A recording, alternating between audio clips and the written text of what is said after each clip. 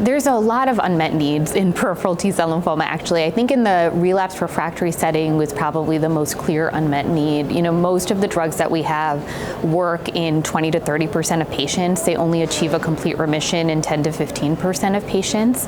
And as we discussed, many patients relapse, upwards of 60%, if not more.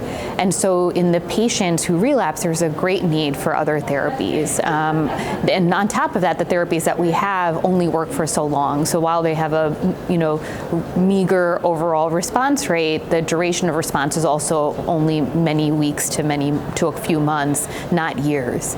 But we do know that patients who can go into remission and move on to an allogeneic transplant, that can result in long-term remissions in 50 to 60% of cases. We had put together a series looking at that, and so did the CIBMTR, recently published a very large series. So if we're able to get people to transplant with effective therapies, we can cure a substantial number of patients who in the relapsed refractory setting. And finding those therapies that don't have higher rates of cumulative toxicity is a mission of ours.